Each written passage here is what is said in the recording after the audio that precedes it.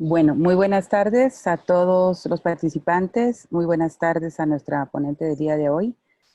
Queremos dar las gracias en nombre de la Asociación Latinoamericana de Cuidados Paliativos a toda su participación por estar acá y poder informarnos todos un poco mejor cada día sobre la situación que estamos viviendo en todo el mundo. Quiero presentarles, antes de presentarles a la licenciada Alicia Krikorian, quiero pedirles que por favor mantengan sus micrófonos apagados y recordarles que todas las presentaciones estarán colgadas en la página de la ALCP y también agradecer a las instituciones que nos han apoyado para estos webinars que han sido muy productivos y de mucho apoyo para todas las personas que estamos alrededor del planeta y de Latinoamérica. Eh, Alicia, bienvenida. Alicia Kikorian es psicóloga, magíster en psico-oncología y tiene un PhD en psicología de la salud. Es docente y coordinadora del grupo de investigación en dolor y cuidado paliativo de la Universidad Pontificia Bolivariana. Y ella estará compartiendo con nosotros hoy el tema de comunicación en situaciones de crisis. Te damos la más cordial bienvenida y te agradecemos mucho por tu participación. Bueno, muchísimas gracias a todos y gracias a la LSP pues, por permitirnos, eh, digamos, esta colaboración que creo que ha sido muy útil para muchas personas. Y bueno, y me alegra ver que hay gente de todas partes de Latinoamérica. Y estaba viendo el chat, todos saludando desde las diferentes esquinas de Latinoamérica. Así que muchísimas gracias por estar acá y acompañarnos. Hoy vamos a hablar pues de un tema que es un tema que está preocupando mucho en la actualidad y es cómo comunicarse en esta situación de crisis, de pandemia, cómo dar malas noticias, cómo dar respuesta a, a preguntas difíciles, ¿cierto? O a veces a comentarios difíciles, o cómo mantener estas conversaciones que suelen, ¿cierto?, generar como tanto impacto en todos los que vivimos esta situación. Entonces, vamos a empezar con una sesión que sería, pues, esta digamos, un primer apartado. Vamos a trabajar todo lo que son las estrategias básicas para una comunicación compasiva y les voy a presentar un protocolo de comunicación de malas noticias que es quizás el más utilizado en el mundo entero y que es pues, bastante práctico, que fue adaptado pues, para la situación de pandemia. Bueno, lo primero es que quizás comenzar recordando que la situación de esta pandemia pues es una situación inesperada para todos, y para todos me refiero pues para toda la población, ¿cierto? Creo que ninguno de nosotros eh, podía anticiparse a lo que realmente iba a pasar, y aunque hemos ido viendo lo que ha pasado en otros países, cuando nos llega a nosotros, pues también lo vivimos como una situación inesperada, ¿cierto? Y que genera mucha angustia, mucha tensión, muchas emociones. También es una situación que va a generar situaciones clínicas y conversaciones en el ámbito clínico para las que normalmente no estamos preparados, ¿cierto? O sea, si ya el tema de comunicar malas noticias es un tema que suele ser complejo, donde hay poco entrenamiento, ¿cierto? Sobre todo en las escuelas de medicina y de enfermería, pues mucho más en esta situación donde además concurre pues mucha ansiedad y mucho estrés. Por lo tanto, pues tener algunas guías básicas va a ayudar a afrontar muchísimo mejor pues estas conversaciones que son tan difíciles, y nos van a dar como elementos para saber cómo dar respuesta. Esta tensión que se genera en la pandemia pues tiene muchas, digamos, connotaciones. Pues lo primero es que va a haber una cantidad de emociones que tienden a ser muy intensas, sobre todo pues, de ansiedad, de miedo, de angustia.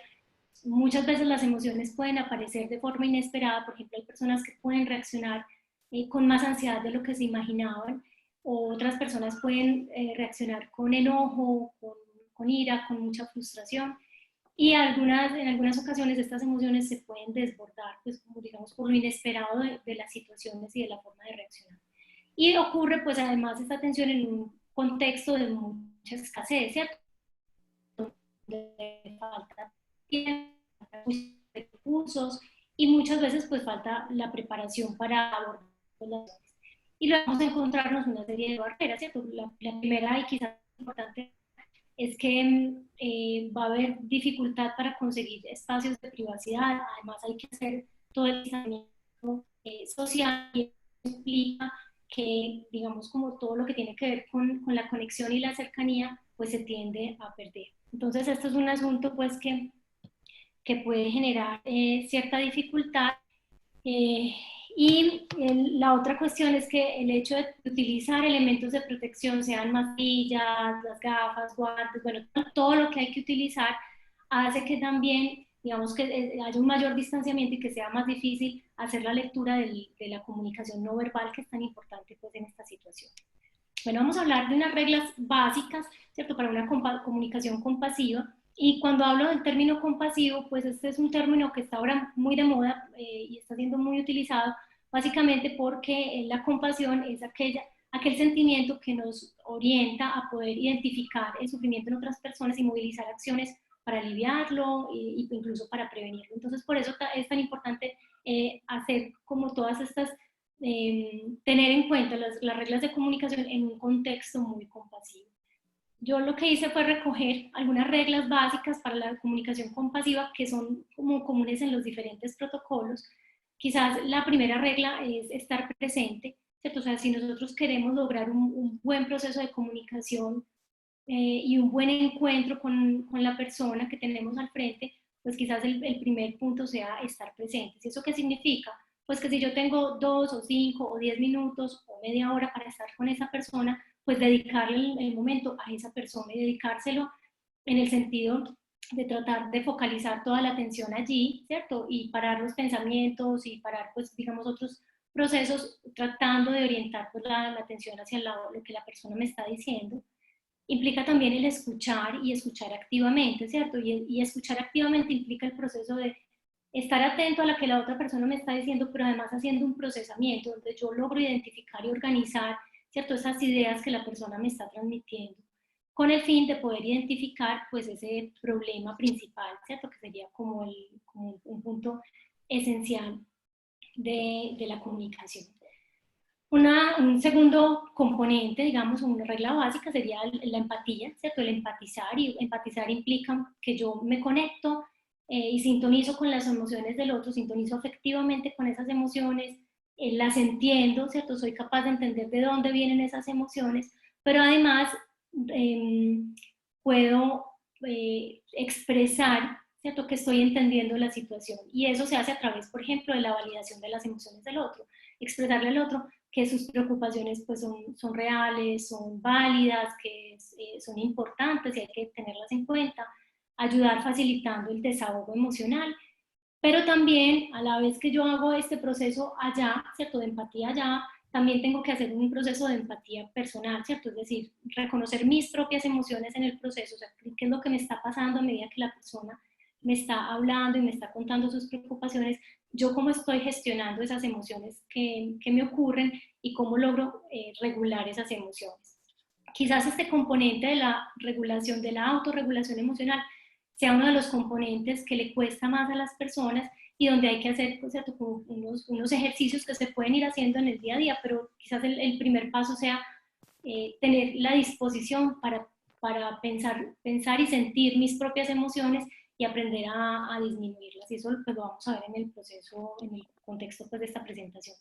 Y el último componente sería el componente del cuidado.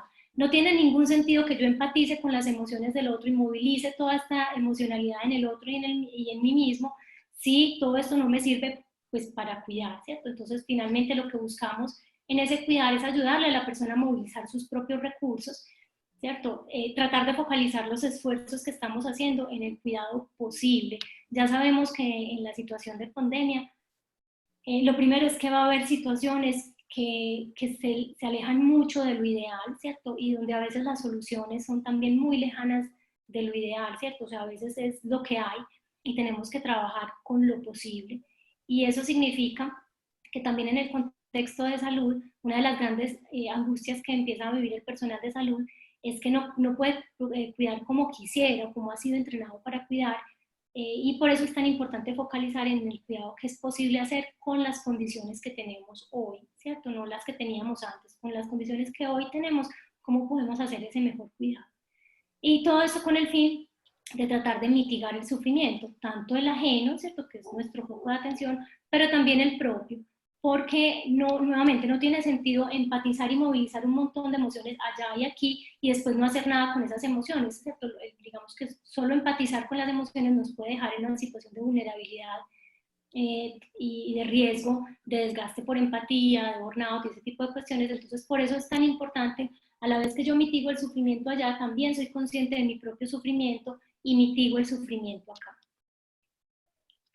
Vamos a hablar ahorita del protocolo SPIKES, que es un protocolo pues bastante conocido, es uno de los que se usa más frecuentemente. En español se ha traducido como el protocolo EPIC y que básicamente nos orienta sobre cómo comunicar las malas noticias. Es un protocolo de muy fácil recordación. Aquí hay bueno, esta presentación se las vamos a pasar para colgarla en la página de la LSP en la medida de lo posible. Y aquí pues he ido poniendo algunos recursos, ¿cierto? Algunas direcciones donde las personas pueden acceder a recursos adicionales que les sirvan pues para complementar. Este es un protocolo que desarrolló Bale y que en la actualidad lo trabajan desde el MD Anderson. Hay un programa que se llama iCare y ahí están pues muchos protocolos y esta es pues como la fuente de donde se toma esto, pero bueno, realmente es un protocolo que está disponible en la web, en Google, o sea, uno lo pone, es protocolo SPIKES o EPIC y encuentra muchísima información al respecto. Y es un protocolo que tiene 6 componentes. Algunos hablan de pasos, a mí me gusta más hablar de componentes porque hay algunos componentes que son muy transversales, por ejemplo el componente de entorno es un componente que se debe mantener a lo largo de toda la conversación. También el componente empático suele ser, digamos, como no solo un paso que se da, sino también un componente que atraviesa toda la conversación. Bueno, entonces quizás el primer componente es el componente de entorno, y lo que intentaremos aquí es que cuando vamos a hablar de una mala noticia, tratemos de asegurar un espacio lo más adecuado posible para el encuentro. Y eso significa pues el lugar más privado que podamos tener. En algunos casos pues tendremos la opción de un cuarto aparte, donde podamos pues silenciar el celular y concentrarnos pues en la conversación que vamos a tener. Pero en otras situaciones pues simplemente la mala noticia va a tener que ser dada en un pasillo porque es lo que hay, o en habitaciones, por ejemplo, compartidas. Algunas tienen cortinas, entonces pues cerrar las cortinas ayuda a generar espacios de privacidad. Por ejemplo, que el profesional se ponga contra la pared ayuda a que la persona con la que estamos interactuando o las personas pues tengan esta visual, ¿cierto? De un espacio que da como una sensación de un espacio cerrado, o hacerse pues contra una esquina, obviamente siempre manteniendo pues el distanciamiento social que se requiere. Muy importante en el componente entorno mantener el contacto visual y sobre todo un contacto visual que sea cálido y tranquilo, ¿cierto? O sea, que no sea un contacto agresivo, que no incomode a la otra persona, y es a través de la comunicación no verbal que nos podemos dar cuenta si la persona está incómoda con el contacto visual que estamos teniendo. En caso de identificar eso, pues podemos alternar el contacto visual, mirar un rato para otro lado, volver a mirar a la persona a los ojos cuando necesitemos acentuar pues algún detalle de la conversación. Idealmente, y este es un principio muy importante del proceso de comunicación, es estar sentados o al menos al mismo nivel de la persona, ¿cierto? Porque esto nos permite nivelar y equilibrar digamos, los juegos de poder que ocurren en esta situación. Cuando yo le doy una mala noticia a la persona, esa persona está en una situación de gran vulnerabilidad, y no solo por la mala noticia que yo le doy, sino por todo el contexto que está viviendo. Entonces, si yo además estoy de pie, digamos como que hay un gran desequilibrio en esa relación de poder y es importante recuperar ese equilibrio haciéndome o al mismo nivel, o incluso cuando la comunicación es de mucha emocionalidad y la otra persona está en una situación de mucha vulnerabilidad, yo puedo bajarme un poquito de nivel pues para lograr ese equilibrio. Y siempre revisar mentalmente la información, ¿cierto? O sea, asegurarme de que yo tengo toda la información para poderle dar respuesta a las preguntas que la persona me va a hacer. Esto no significa que yo tenga que saber todas las respuestas, ¿cierto? O sea, yo trato de recuperar toda la información disponible para dar las respuestas posibles, pero en algunos casos hay preguntas pues que no tienen respuesta o que todavía, por ejemplo, no tenemos la información porque no ha llegado un resultado de alguna prueba, de algún test, entonces no tenemos cómo decirlo, pues no vamos a decir mentiras, simplemente decimos que no sabemos, pero lo que sí tengamos, pues recuperarlo en la mente y anticiparnos incluso en lo posible a preguntas que nos pudiera hacer la persona. Bueno, este es, digamos, el componente entorno, y luego está el componente percepción. Una de las cuestiones que quizás facilita más la comunicación es indagar antes de hablar, ¿cierto? Y lo que buscamos aquí en este componente es identificar qué tanto sabe la persona de su situación o el familiar, ¿cierto? O sea, hasta dónde conoce, qué expectativas tiene. Este es un componente que nos ayuda a identificar errores en la comunicación, pero también nos ayuda a identificar pues cuál es el nivel de conocimiento, cuál es el nivel, por ejemplo, el tipo de lenguaje que la persona utiliza, el nivel educativo que la persona tiene, para yo poder adecuar mi lenguaje pues a la situación que tiene la persona. En este componente también es muy importante que tratemos de identificar o conectarnos con, con lo que nos está diciendo la persona entre líneas, ¿cierto? O sea, digamos, cuáles son esas señales emocionales que nos pueden indicar que esa persona, por ejemplo, está en una situación de negación o está evitando, ¿cierto?, sus emociones, o si tiene un estado emocional que puede desbordarse fácilmente, ¿cierto? Y por eso es tan importante nuevamente el lenguaje no verbal, porque aquí lo que estamos escuchando no son solo las palabras, sino que escuchamos el tono, escuchamos los gestos que acompañan ese tono y que sean coherentes, ¿cierto?, entre sí, y así sucesivamente. Bueno, entonces, después de verificar, ¿cierto?, el entorno y la percepción, vamos al tercer componente, que es la invitación. Una vez que yo ya tengo claro qué es lo que la persona sabe y que yo ya me estoy aproximando a comunicar la mala noticia, es muy importante que yo pida permiso. Y aquí en Colombia, pues no sé si en Latinoamérica, me imagino que en otros países de Latinoamérica tenemos un dicho que es mejor pedir perdón que pedir permiso. Bueno, en este componente pues tendría que ser al contrario. Siempre es mejor pedir permiso que pedir perdón. Sí, es muy importante entender que no todas las personas quieren conocer toda su situación. Algunos quieren, si bien algunas personas quieren conocer todos los detalles de su diagnóstico, o de su tratamiento, o de su pronóstico, hay otras personas que por su estilo evitativo prefieren no saberlo, y no solo que lo prefieren, sino que les genera mucha angustia tener mucha información, mientras que a otros tener mucha información les disminuye la angustia. Entonces es importante pedir permiso y tratar de identificar el nivel de detalle que quieren las personas. Eh, por ejemplo, nosotros podemos hacer preguntas cerradas que no serían digamos, las más útiles, como usted quiere saber su diagnóstico, ¿cierto? Bueno, lo más común es que la gente nos conteste que sí. Tratemos de evitar ese tipo de preguntas y más bien abrirlo un poco más. Por ejemplo, decirle, bueno, a usted le gusta, usted es de las personas que prefiere saber con detalle todo lo que le está sucediendo, o prefiere que le cuenten las generalidades y luego usted pueda hacer preguntas sobre los detalles que le interesan más específicamente. O, por ejemplo, tratar de guiar, ¿cierto? ¿Cuál es el interés principal? ¿Usted prefiere saber sobre su diagnóstico, sobre su tratamiento, sobre su pronóstico, ¿cierto? Tratar de identificar cuál es el nivel de detalle, pero también el tipo de información que quieren recibir. Porque cuando nosotros tenemos esa información clara, podemos guiar mejor el siguiente proceso, que ya es la comunicación. Bueno, entonces en la comunicación lo que vamos a intentar hacer es explicar la situación actual de la forma más sencilla posible. Y ese más sencillo posible implica, primero, evitar la jerga médica. Y esto es especialmente importante porque muchas personas, por el nivel de ansiedad, se sienten más confundidas cuando no entienden el lenguaje médico, ¿cierto? Incluso sucede, y nos ha sucedido pues en algunas ocasiones en mi experiencia, con personal de la salud, ¿cierto? A veces estamos utilizando términos que pueden ser muy comunes, por ejemplo, en el contexto de las infecciones, pero si la persona tiene otra especialidad o se dedica a otro aspecto de la salud, pues le puede quedar difícil entender este lenguaje, como esta jerga específica. Entonces es importante tratar de disminuir en lo posible la jerga médica, tratar de comunicarlo lo más claro posible, Y el segundo paso, o el segundo componente aquí, es, o lo que tenemos que evitar más bien, es dar demasiada información demasiado rápido.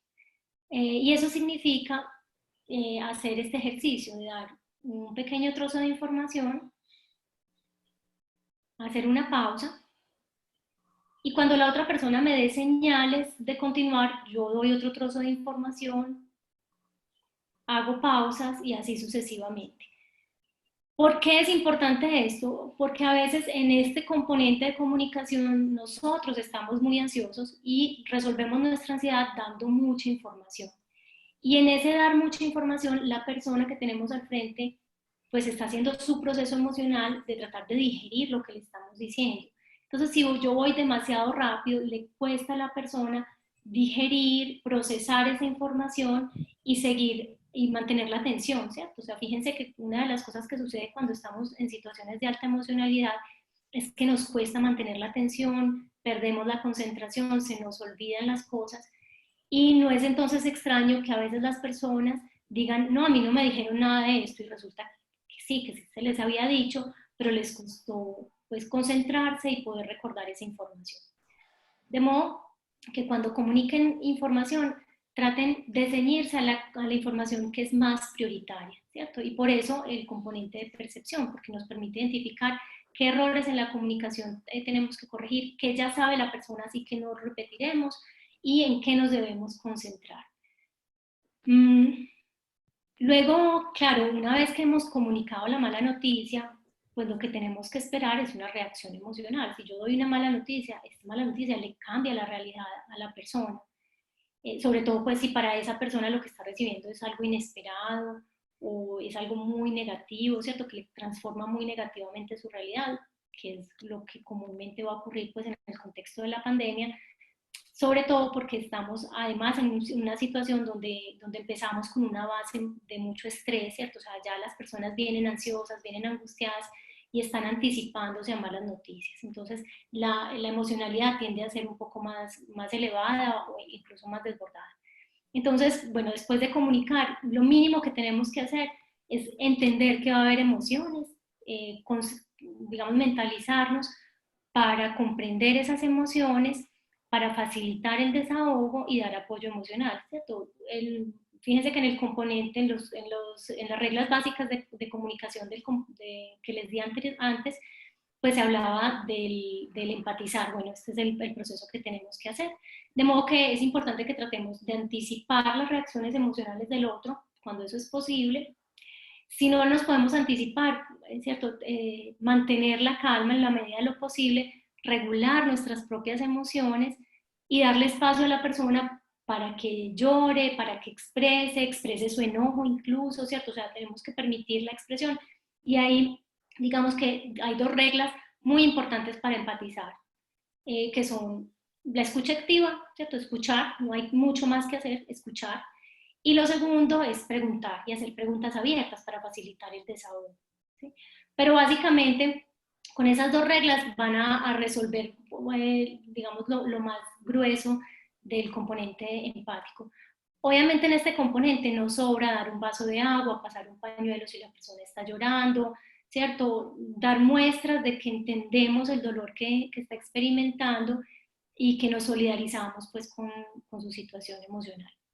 Bueno, y finalmente, para dar cierre al proceso, pues no vamos a dejar a la persona en medio pues de esta tormenta emocional. Una vez que se facilitó ese desahogo, ya lo que vamos a hacer es el componente de estrategia y es proponer un plan, ¿cierto? Muy sencillo nuevamente porque esto fue una situación de mucha emocionalidad, entonces digamos que lo sencillo va a ser mucho más fácil de recordar, discutirlo, ¿cierto? Y repasarlo con el paciente o con el familiar, ¿cierto? Con la persona que tengamos al lado.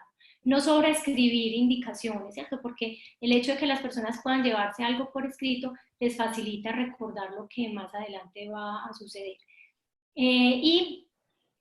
Siempre asegurar que va a haber un seguimiento, sea por parte nuestra o por parte de otras personas. Y nuevamente focalizarse en las posibilidades de cuidado. O sea, nuevamente sabemos que en esta pandemia pues va a haber muchos recursos que empiezan a escasear, que a veces nos vamos a encontrar con que no tenemos posibilidades, pues sea de contar con el apoyo del recurso humano, por ejemplo, pues de psicólogos o enfermeros o otros profesionales que nos puedan acompañar en el proceso, pero entonces focalizarnos en cuál es el mejor cuidado que yo puedo darle a esta persona en este instante.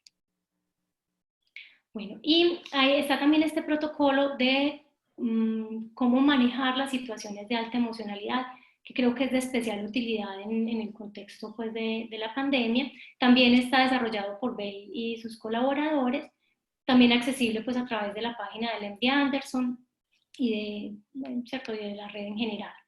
En este apartado pues, vamos a hablar sobre cómo enfrentar estas situaciones de alta emocionalidad y también vamos a hablar de cómo dar respuesta a ciertas preguntas difíciles que pueden aparecer en el contexto de la pandemia. Bueno, este es un componente, este es digamos, un protocolo también de 6 componentes, ¿cierto? Como el primero. Este protocolo en inglés se llama Buster, en español pues no tiene traducción o no lo he encontrado, pero bueno, básicamente tiene estos componentes, ¿cierto? Lo primero es que nos vamos a preparar para la acción, o sea, digamos, si lo que vamos a enfrentar es una situación de alta emocionalidad, pues lo que nos tenemos que anticipar es básicamente a la alta emocionalidad, escuchar y demorar, escuchar y demorar el juicio, la regla de los 6 segundos, el facilitar el desahogo, empatizar y responder con expresiones de deseo. Muy bien, entonces en el primer componente, pues que sería la preparación para la acción, básicamente es mentalizarnos para entender que va a haber una reacción emocional intensa y tener un plan de acción, ¿cierto? O sea, ¿cómo vamos a responder? Básicamente es preguntarme, bueno, yo Alicia, ¿cómo voy a responder si yo anticipo, por ejemplo, que esta persona va a estar muy ansiosa y podría llegar a ser una crisis como una crisis emocional, o puede responder de manera pues, agresiva, incluso violenta, o anticipo que esta persona pues, es muy depresiva, entonces con lo que voy a lidiar es con mucha tristeza y llanto, ¿cierto? Y desbordamiento emocional, pues yo cómo pienso yo responder a eso, ¿cierto? Y anticiparme, decir, bueno, yo cómo podría responder mejor a estas emociones que puedan aparecer. Siempre en este componente, pues nuevamente examinamos nuestras emociones y hacemos autorregulación. Si hay algo que nos ayuda a manejar las situaciones de alta emocionalidad, es nosotros regular nuestras emociones, ¿cierto? Sí, porque una de las cosas que sucede es que cuando la otra persona empieza a tener una escalada emocional, nuestras emociones empiezan a sintonizar. Y no solo sintonizan en el tipo de emoción, o sea, si el otro está ansioso, pues yo también me pongo ansioso o nervioso, si el otro está triste, pues yo me pongo un poco triste, ¿cierto? No solo sintonizamos con el tipo de emoción, sino que también sintonizamos en el nivel, o sea, si la otra persona tiene una emocionalidad muy alta, nuestra emoción tiende a elevarse o a subirse de volumen, digamos. Entonces, hacer la autorregulación básicamente es ayudarnos a nosotros mismos a bajarle el volumen a nuestras emociones, hacer ejercicios que nos ayuden a calmarnos, ¿cierto? Y mentalizarnos para intentar cambiar la confrontación por conversación, ¿cierto? O sea, hacer como que virar la situación, que esta situación no se me vaya a salir de las manos y no se vuelva una situación de confrontación, sino que lo que yo quiero es convertirlo en una conversación e incluso, por ejemplo, cuando hay situaciones de mucho enojo o situaciones de agresión o de violencia o que pueden desencadenar en eso, pues también es importante que identifiquemos cuando no debemos tener una conversación, o sea, cuando este no es el momento adecuado para tener una conversación. A veces, por ejemplo, ocurre que venimos de afán porque venimos de otra situación y estamos muy estresados, acabamos de resolver una situación muy compleja emocionalmente y venimos nosotros mismos con nuestras emociones muy alteradas y de pronto nos encontramos, ¿cierto?, con otra persona que empieza a ser muy demandante o pidiéndonos información y nos agarra en una situación emocional que no es la óptima, ¿cierto?, y donde la otra persona tiene alta emocionalidad, pues a veces vale la pena parar un momento y decirle, permítame un minuto, deme 5 minutos, voy a ir a refrescarme y vengo, ¿cierto? Y entonces yo me voy al baño, me refresco un poco, respiro, calmo mis emociones y vuelvo a la situación, ¿cierto? O sea, trato de salirme de esa situación y volver. Esto recuerda un poco, para los que tengan hijos pequeños, a lo que hacemos cuando los niños están en un berrinche o pataleta, ¿cierto? O sea, sacarlos de la situación ayuda a que puedan regular sus emociones, ¿cierto? Bueno, lo mismo hacemos con nosotros mismos, tratemos de salirnos de la situación, regular nuestras emociones para luego volver a la conversación. Una vez que yo ya hice este componente, pues el segundo componente es la escucha activa y demorar el juicio, ¿cierto? Entonces vamos a tratar en digamos como en esta situación, de concentrarnos en escuchar la necesidad del otro, ¿cierto? O sea, ponerle como un freno a nuestras propias necesidades y tratarnos de concentrar en qué es lo que la otra persona está necesitando y qué es lo que me está diciendo, ¿cierto? ¿Qué es lo que me está pidiendo con lo que me dice? Escuchar realmente, estar presentes y mantener contacto visual, solamente interrumpir, y aquí es muy importante, evitar interrupciones, ¿cierto? Tratemos de no interrumpir a la persona, especialmente cuando hay emociones de enojo. Tratemos de no interrumpir, o si vamos a interrumpir, solamente para clarificar alguna idea muy puntual, muy específica. Muy importante también en este proceso tratar de no minimizar la situación, ¿cierto? Por ejemplo, expresiones como, bueno, hombre, esto tampoco es tan grave, no, mire, mi Dios nos da las herramientas para salir de todos los problemas, no se preocupe, esto no es tan importante. Este tipo de expresiones realmente no calman, sino que hacen que la persona se sienta poco validada en su situación, ¿cierto? Y cuando se siente poco validada, lo que puede ocurrir es que se escala la emoción. Entonces, tratemos de no minimizar la emoción, ¿cierto? Si no sabemos muy bien qué decir, pues no digamos nada, ¿cierto? A veces es mejor el silencio y la escucha activa que hablar sin un sentido o hablar cosas pues que no ayuden a la situación. Bueno, luego está la regla de 6 segundos, ¿cierto? Si empezamos a notar que nuestras emociones empiezan a escalar, vamos a darnos 6 segundos para calmarnos antes de hablar, ¿cierto? O sea, si notamos que estamos con alta emocionalidad y queremos responder, ¿cierto? Porque, por ejemplo, hemos hecho un juicio de valor, porque alguien utilizó expresiones, por ejemplo, de culpa o o que nos están acusando, o que nos están provocando de alguna manera, antes de responder, respiramos y contamos hasta 6. Ni siquiera hay que contar hasta 10. Con que contemos hasta 6 es suficiente. Y recogemos nuestros pensamientos, hacemos el análisis de si estamos respondiendo, o sea, si lo que estamos es como apresurándonos y respondiendo impulsivamente o queriendo responder impulsivamente, y tratemos de nuevamente calmar esas emociones, ¿cierto? Haciendo las 6 respiraciones. A medida que esperamos los 6 segundos, pues hacemos las 6 respiraciones, recogemos nuestros pensamientos y nuestras emociones, y es muy importante que en este componente intentemos evitar defendernos o culpar a otras personas, ¿cierto? Que usualmente sucede cuando hay una escalada emocional. Esas son las defensas pues que primero salen, ¿cierto? O nos defendemos o buscamos culpables, ¿cierto? Tratar de evitar este tipo de cosas, demorar el juicio y más bien concentrarnos en resolver la necesidad de la persona. El hábleme de, ¿cierto? Siempre va a ser muy útil, ¿cierto? Hábleme de es básicamente facilitar el desahogo emocional, entonces es explorar, utilizar preguntas abiertas, permitirle a la persona hablar de lo que está sintiendo. Para algunos, sobre todo médicos y los médicos que están acostumbrados a trabajar en ambientes donde todo sucede de manera muy ágil, por ejemplo, los servicios de urgencias, los servicios de cuidados intensivos, de cuidados especiales, hablarles de todo esto es como, ay, pero es que esto toma demasiado tiempo.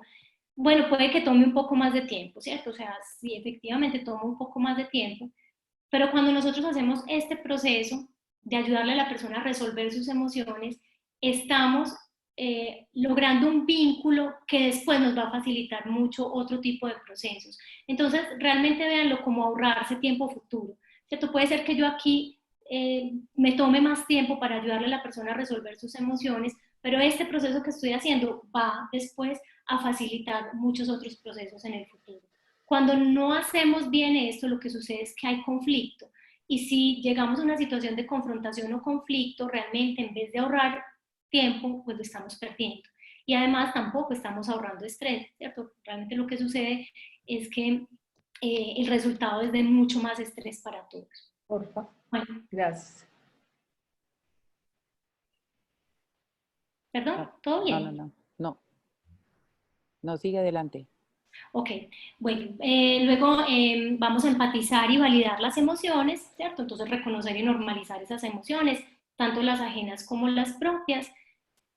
Utilizar todas las estrategias de compasión, ¿cierto? O sea, identificar el sufrimiento en el otro y movilizar acciones para mitigarlo, pero también ¿cierto? La autocompasión, identificar hasta dónde puedo dar yo y qué puedo hacer realmente en esta situación.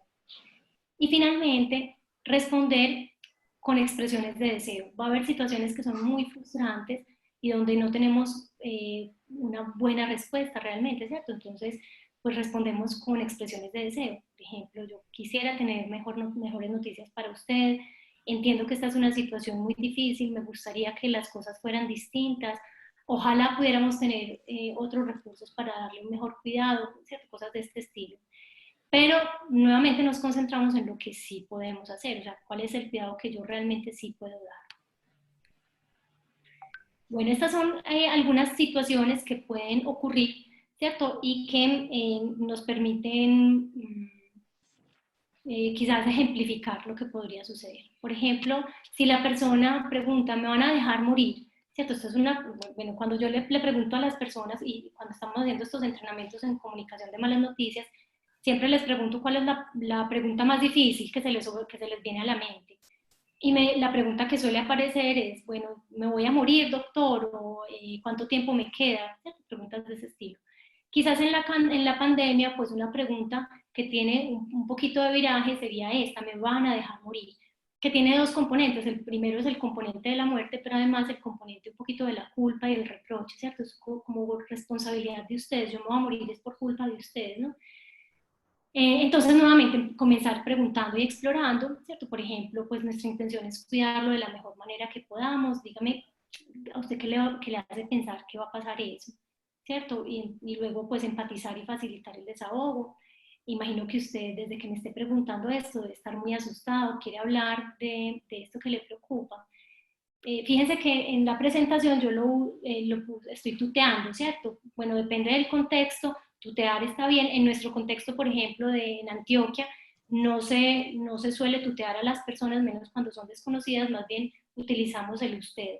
Pero siéntanse cómodos, ¿cierto? Con la forma que utilicen pues en cada contexto. Lo más importante es que estemos cómodos en la relación con ese paciente, ¿cierto? O sea, si lo vamos a tutear, le pedimos permiso, este tipo de cuestiones. Por ejemplo, para identificar y clarificar el problema central, pues podemos hacer esta expresión, ¿cierto? Entiendo que su preocupación más grande es quedarse solo en el hospital, ¿cierto? Estar solo en esta situación. Luego, para indagar qué recursos la persona cree que tiene, por ejemplo, preguntarle, bueno, desafortunadamente tenemos que mantener el aislamiento para evitar riesgos a otras personas. ¿Qué cree que usted le puede ayudar a lidiar con la soledad? O, por ejemplo, en el pasado, cuando ha tenido que lidiar con la soledad, ¿qué le ha ayudado a lidiar con ella? ¿Cómo cree que nosotros le podríamos ayudar a lidiar con la soledad? Pues este es el problema central. Y validar y movilizar acciones pues, que mitiguen el sufrimiento.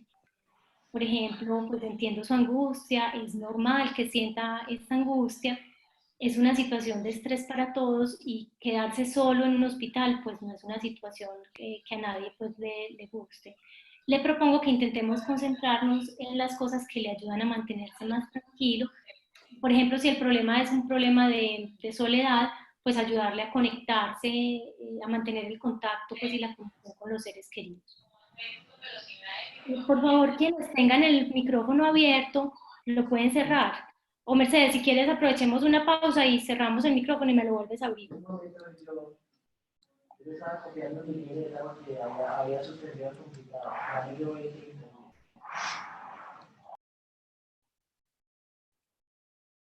Bueno, han salido algunos protocolos que dan como respuestas puntuales, ¿cierto? A cosas que ocurren en el contexto de la pandemia. Vital Talk es un protocolo, bueno, son unos protocolos que están disponibles para la comunicación de malas noticias en Seattle, y ellos sacaron unos protocolos muy específicos para la pandemia. Estos protocolos han sido también adaptados por el grupo de Navarra en España, Y bueno, y nosotros hicimos también una adaptación ya pues para nuestro contexto aquí en Colombia. Entonces, estas son como algunas, hice digamos como unas situaciones que pueden ser muy generales, vamos a poner solo algunos ejemplos. Luego en este mismo documento les van a quedar, pues, ¿cierto? Como muchas más situaciones que podrían ocurrir y qué tipo de respuestas se podrían dar, pero bueno, pues con el fin de ser más breves, pues me voy a dedicar a esto. Entonces, por ejemplo, en la etapa de tamizaje, lo que la gente podría preguntar es, pues, ¿por qué no le hacen pruebas a todos, cierto? Y entonces lo que podemos contestar es, no tenemos suficientes kits para todas las personas, ojalá que esto fuera diferente. Entonces, fíjense que utilizamos la expresión de deseo. En el triaje, pues, ¿por qué a esa persona la hospitalizan y a mí no? ¿Cierto? Entiendo su angustia, pero tenemos pocos recursos y necesitaríamos usarlos en quienes lo necesiten más en este momento. Vamos a buscar la mejor ayuda que tengamos disponible para ustedes. En la hospitalización, por ejemplo, pues qué tan grave es esto que me está pasando, ¿no? De la información que tenemos ahora y del examen médico clínico, su situación es suficientemente seria como para tener que hospitalizarlo. Sabremos más en las próximas 24 o en las próximas horas y le tendremos informado. Cuando, por ejemplo, los recursos son escasos y nos obligan a elegir, que ya está pasando en muchos contextos, por ejemplo, si un familiar nos dice, pues, ¿por qué mi abuela de 90 años no puede ir a la UCI? Entonces, lo que se puede contestar es decirle, vea, esta es una situación extraordinaria, eh, estamos intentando utilizar todos los recursos de la manera más justa para todas las personas. La situación de su abuela no cumple con los criterios para ingresar en UCI en este momento. Desearía que las cosas fueran diferentes, ¿cierto? Y terminamos con la expresión de deseo. Otra cosa que nos podrían preguntar es, ¿no pueden conseguir un respirador más o atenderlo en otro sitio? Entonces, pues lo que se puede contestar es que ahora mismo el hospital o la institución está trabajando por encima de su capacidad. Para nosotros ahora no es posible aumentar nuestra capacidad para responder a todo lo que se necesita, y entiendo que para ustedes esto sea algo terrible de escuchar, ¿cierto? Porque esto nuevamente valida la emoción del otro y quizás también podemos terminar con una expresión de deseo, ¿cierto? Me gustaría que las cosas fueran diferentes para usted.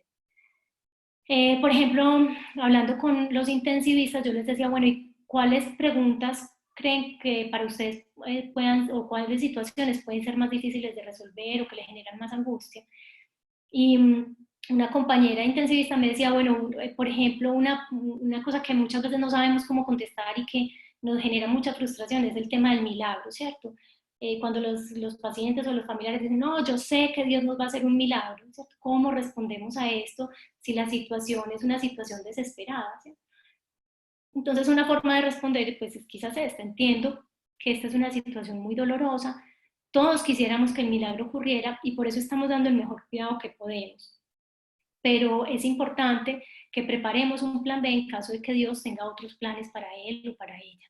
¿Cierto? Este asunto de preparar plan A y plan B es muy útil en este tipo de situaciones, o cuando las personas, por ejemplo, están haciendo evitación o negación, y decirles a las personas, vean, nos vamos a preparar, vamos a esperar lo mejor a la vez que nos preparamos para lo peor, ¿cierto? O tenemos un plan A y un plan B, incluso un plan C en caso de que las cosas no salgan como desearíamos. Y esto le ayuda a la gente pues a procesar, pero al mismo tiempo a mantener la esperanza.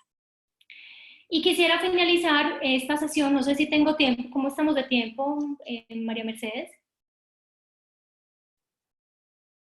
¿O Miriam? Ya, espérame, ya le quito el... Ah, a mí, no puedo hablar. Ya puedes Ya me hablar. quitaste, sí. Sí, Unos 5 otro minutos se momentito. quedan Sí, como para poder responder preguntas, ¿te parece? bueno, tengo tiempo de dar esta sesión, son 2 diapositivas de cómo enfrentar el Ok, estrés. dale. Bueno, entonces vamos a hablar pues de qué es el estrés y cuáles serían unas estrategias básicas para enfrentarlo. Recordemos que siempre que hablamos de estrés, el estrés es como una ecuación entre las amenazas que yo percibo y los recursos que siento que tengo para hacerle frente. Entonces yo las situaciones del contexto las puedo vivir como un reto, como una amenaza o como una pérdida en función de la cantidad de amenaza y la cantidad de recursos que tenga. Básicamente yo utilizo este símil del vaso, ¿cierto? Cuando yo veo que la situación es de reto, pues básicamente tengo recursos, pero mi vaso emocional pues no está tan lleno. Cuando hay amenaza, mi vaso emocional está muy lleno, y cuando percibo pérdida, pues es como si mi vaso emocional estuviera desbordado, o sea, ya no me cabe nada más, no tengo capacidad pues de regular mis emociones. Y eso es lo que sucede, básicamente, esto suele suceder porque además vamos acumulando estresores. Esta situación de pandemia es una situación que a todos nos ha hecho acumular estresores. El solo hecho de estar en cuarentena o de escuchar las noticias o de solo hablar del tema de la pandemia nos hace que tengamos una carga emocional más elevada. En el caso del estrés se llama la carga alostática. ¿Cómo afrontarlo, cierto? Digamos que hay muchas formas de afrontarlo, pero estas son tres formas que pueden ser muy útiles. Una es concentrarse en el problema, o concentrarse en la emoción, o concentrarse en el sentido, y realmente lo que funciona idealmente es concentrarse en las tres cosas. Cuando yo me centro en el problema, pues identifico los problemas y busco estrategias para resolverlo. Cuando me centro en la emoción, pues trato de identificar las emociones que tengo, la intensidad y qué tanto interfieren, y utilizo estrategias que me ayuden a regular la emoción o a vaciar ese vaso emocional. Y centrarme en el sentido busca preguntarme cosas, por ejemplo, si mis acciones están siendo coherentes con mi vocación, con mis propósitos, y buscar el sentido y el propósito de la situación. A veces hay situaciones tan, digamos, tan negativas que lo único que nos queda pues es darle un sentido, ¿cierto? O sea, no tenemos cómo cambiarla, lo mejor que podemos hacer es transformar el sentido que le damos. Entonces aquí, para poner simplemente un ejemplo y con esto termino, supongamos que mi preocupación principal es que soy profesional del área de la salud y tengo mucha preocupación por el riesgo de infección, no solo el propio, sino también poner en riesgo a mi familia. Entonces, pues, si esa es mi preocupación, lo que yo intento hacer son estrategias pues, orientadas a resolver el problema. Hacer estrategias de distanciamiento social, de protección de infecciones, intentar aislarme, disminuir el contacto, etc.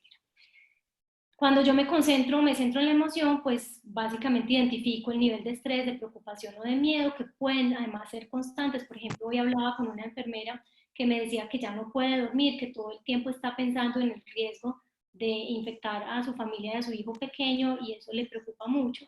Entonces aquí lo que tratamos de hacer es tratar de identificar y resignificar esos pensamientos que están siendo constantes y que se suman a la carga de ansiedad y angustia, y utilizar todas las estrategias de regulación emocional que podamos, o sea, desde ejercicio y técnicas de respiración y relajación hasta técnicas de meditación o de mindfulness, pues que ahora son muy utilizadas. Y si yo me centro en el sentido, pues a veces ocurre que en todas estas situaciones empiezan a aparecer dilemas vocacionales. ¿Debería yo estar trabajando y poner en riesgo a mi familia? Yo he estudiado para esto y esto es a lo que me dedicaba en la vida, entonces esto es algo que tengo que hacer, pero bueno, ¿qué empieza a ser más importante? ¿El riesgo de mi familia o seguir mi vocación, ayudar a otras personas? Y ese tipo de dilemas vocacionales puede llevar a que haya una pérdida parcial o total del sentido de la profesión. Entonces, las estrategias aquí serían replantear los propósitos pues, que yo otorgo al trabajo, relacionar asuntos relacionados con ese sentido que yo le doy al trabajo, ¿cierto? Y repensar y replantear este tipo de situaciones. Y ya pues con esto termino y les agradezco mucho. Aquí queda mi mail pues para futuras inquietudes, para que me puedan contactar los que quieran material adicional o lo que se requiera. Muchas gracias, Alicia, te agradezco mucho. Te voy a pasar unas preguntas que tenemos al aire. Una de ellas dice, generalmente al dar malas noticias en un escenario normal, nos apoyamos en la familia para amortiguar el impacto de la mala noticia. ¿Cómo manejar este impacto en esta situación de aislamiento cuando el paciente no va a tener el apoyo social, familiar que normalmente tendría un paciente en cuidados paliativos recibiendo malas noticias? Bueno, precisamente por eso es que es tan importante hacer un proceso lo más juicioso y lo más compasivo, ¿cierto? O sea, mientras más compasivos podamos ser en estos momentos, más le vamos a ahorrar daños emocionales al paciente. Y es cierto, o sea, realmente los pacientes hoy están en una situación de muchísima vulnerabilidad porque no cuentan con ese apoyo social. Entonces, ser muy delicados en la forma en que damos las malas noticias. va a ayudarles bastante, ¿cierto? Rara vez las personas se olvidan de cómo les dieron una mala noticia y cuando se las dan de forma compasiva lo recuerdan y lo recuerdan con mucho cariño y aunque estén impactados emocionalmente, suele ser un aliciente, ¿cierto? De todos modos, no sobra buscar formas o alternativas de conexión familiar, ¿cierto? O sea, si la persona está en aislamiento, tratar de utilizar la virtualidad en la medida de lo posible, el teléfono, ¿cierto? También en Latinoamérica estamos en situaciones donde muchas veces los pacientes pues no tienen recursos y no tienen teléfono o no tienen conexión a internet o no tienen minutos pues para hablar, minutos pues de pago. De modo que pues si nosotros le podemos facilitar de alguna manera pues una comunicación telefónica, conectarse con alguien aunque sea una vez al día, un ratito, pues esto siempre les va a ayudar. Recordar que lo que estamos es distanciados socialmente, ¿cierto? O sea, si bien nosotros tenemos que mantener el distanciamiento social, eso no significa que tenemos que mantener el aislamiento, ¿cierto? En todos los sentidos, ¿cierto? Estamos distanciados físicamente, pero no tenemos que distanciarnos emocionalmente. Y eso vale también para la atención en salud. Es decir, no porque yo tenga que mantener una distancia física, me tengo que distanciar emocionalmente de los pacientes, ¿cierto? Vale para los médicos, para las enfermeras y para las familias también. Entonces, cuando ocurre esto que necesitamos mantener distancia física, es más importante que nos conectemos emocionalmente con la gente. Ok, gracias. Otra pregunta dice, ¿cómo se ajustaría el EPICE a las circunstancias del COVID-19? De pronto no estaremos con la persona, sino a través de una llamada. ¿Qué otros elementos deberíamos contemplar? Bueno, este es digamos, todos los componentes del EPICE o del SPIKES se pueden utilizar, excepto el de contacto, ¿cierto? El del entorno, perdón, el primero, se pueden utilizar por teléfono.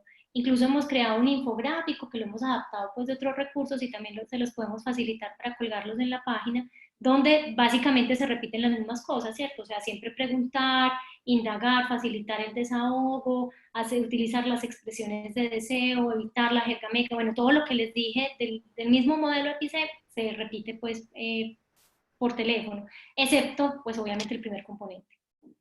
Ok. La siguiente dice, ¿qué herramientas se pueden usar en la familia que como no puede acercarse al paciente con COVID-19 y no se siente a gusto con lo que le comuniquen la situación de salud de su familiar vía teléfono, siente que no le están diciendo la verdad, ya que no lo está viendo por el aislamiento? Eh,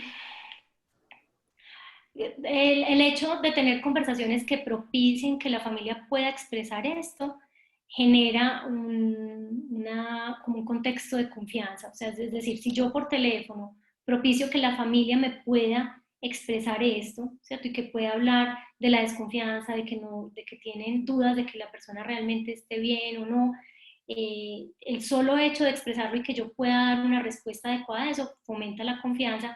Obviamente, pues si podemos hacer uso de la tecnología y permitir, por ejemplo, una pequeña videollamada o mandarle fotos a la familia, bueno, cualquier cosa que le permita a la familia conectarse, a veces despedirse, porque lo que está sucediendo es que muchos pacientes mueren en soledad, no solo viven su enfermedad en soledad, sino que mueren en soledad y las familias ni los pacientes tienen opción de despedirse.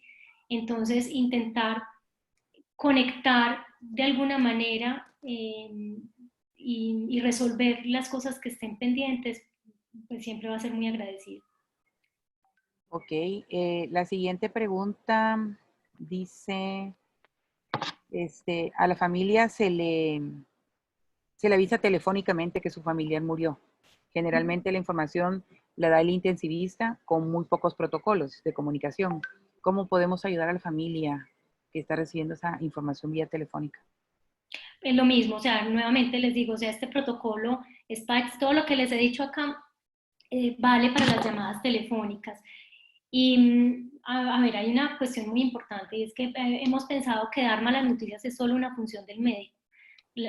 Cada profesional tiene la responsabilidad de dar la información diagnóstica, ¿cierto? Es decir, si el médico es el que tiene que dar la información diagnóstica, pero realmente todo el equipo hace apoyo en la comunicación de malas noticias, porque una vez que el paciente recibe un diagnóstico o un pronóstico o se le informa sobre un tratamiento, todos estamos acompañando, ¿cierto? Y entonces volvemos sobre la misma información, de modo que el hecho de que todos estemos capacitados y entendamos y apliquemos el protocolo, pues va a ayudar a las personas.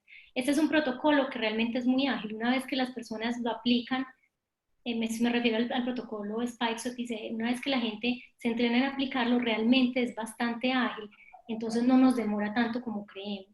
En la experiencia que hemos tenido en UTI en la capacitación de malas noticias, creo que ha sido, que lo han visto pues también como un protocolo muy, que les ha ayudado mucho. Tú mencionaste algo referente a que se puede hasta mandar fotos y eso, pero legalmente preguntan desde el punto de vista legal, ¿se puede realmente enviar fotos o podría ser problemático, legalmente hablando?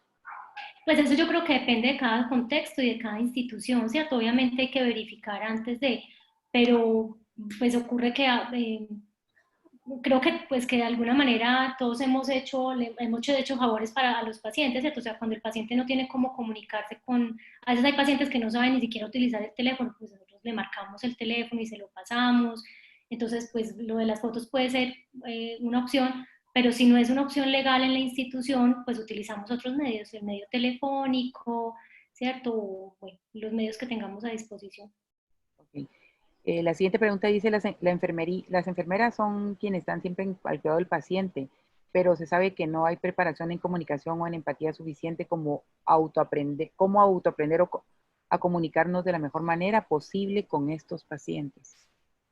Bueno, creo que lo están haciendo, o sea, ya solo asistir a este webinar y enterarse de los protocolos, ¿cierto? Esta es la forma de hacerlo. Realmente esta no es una educación que se dé a nivel de pregrado, creo que en muy pocos pregrados se habla de estos protocolos, pero hay muchas, incluso en YouTube hay un montón de ejercicios y de situaciones reales que filman y que muestran cómo se aplican los pasos, o sea que este, digamos, podría ser un primer paso para mentalizarse para aprender los protocolos. Ok. Alguien pone, gracias, muy buena exposición, Alicia. ¿Cómo abordar a un paciente agresivo que se encuentra en una etapa de ira por presentar COVID-19? Bueno, a ver, realmente no pensemos en las emociones como etapas, ¿cierto? Las emociones pueden aparecer en cualquier momento y pueden repetirse, ¿cierto? O sea, no pensar, a veces pensamos en las etapas de Kubler-Ross, ¿cierto? Me viene a la mente Kubler-Ross, ¿cierto? Como que hacemos negación y después esto y después aquello. Realmente, esto que Kubler-Ross describió como etapas son procesos, y son procesos que son además cíclicos. Una persona puede estar hoy en negación y después en ira y después volver a la negación, ¿cierto? O sea, vamos fluctuando en eso. Entonces, entender que si la persona tiene enojo, hay que explorar el enojo y hay que facilitar la descarga del enojo, ¿cierto? Evitar el enojo es lo peor que podemos hacer. O sea, evitar, evadir el enojo es lo peor que podemos hacer. Tratar en cambio de empatizar con el enojo de la persona y, por ejemplo, empatizar con la frustración que puede estar sintiendo, lo doloroso que está haciendo esta situación, lo injusta que puede ser. Esa empatía le ayuda a la persona a descargar su emoción y sacar lo que a veces hay debajo de esa emoción, que es mucho miedo. Ok, perfecto. ¿Cómo abordar en un contexto donde en la realidad esto puede ser muy difícil de hacer? Las áreas son restringidas, solo entras con lo básico y por el tipo de contagio no permiten el uso del celular. Los urgenciólogos y terapistas son difíciles de entender esta parte del cuidado holístico en estos pacientes. ¿Cómo abordarlos en este contexto? A ver, nuevamente, trabajamos con el mejor cuidado posible, ¿cierto? O sea, nosotros tratamos de hacer lo mejor posible dadas las circunstancias. Quizás lo más interesante y bonito de todo este proceso es desde que yo trabajo con la universidad, pero estoy apoyando todo el acompañamiento psicosocial en la clínica bolivariana. Una cosa que me ha parecido muy interesante es que si bien siempre había sido importante el tema de malas noticias, nunca habíamos hecho tantas capacitaciones y nunca habíamos hablado tanto ni habíamos generado tantos recursos como en estas últimas semanas, ¿cierto? Y entonces creo que esta es una situación que al contrario, ¿cierto? Más que ser una situación desesperada, nos ha permitido prepararnos muy ágilmente y el solo hecho de que estemos hablando de estos temas significa que están siendo importantes. Ok. Quizás también pueda notar, a veces estos protocolos, si los pegamos en los puestos de enfermería, todos los pueden observar y los pueden ir repasando, ¿cierto? No tenemos solamente que respaldarnos de nuestra memoria. Si nosotros en el puesto de enfermería o en sitios ¿cierto? Donde interactúe el personal de salud, ponemos el protocolo, ¿cierto? Pueden imprimir incluso esto mismo que van a tener en la página web, lo imprimen y lo pegan. Ya con eso estamos facilitando que se lleve a cabo.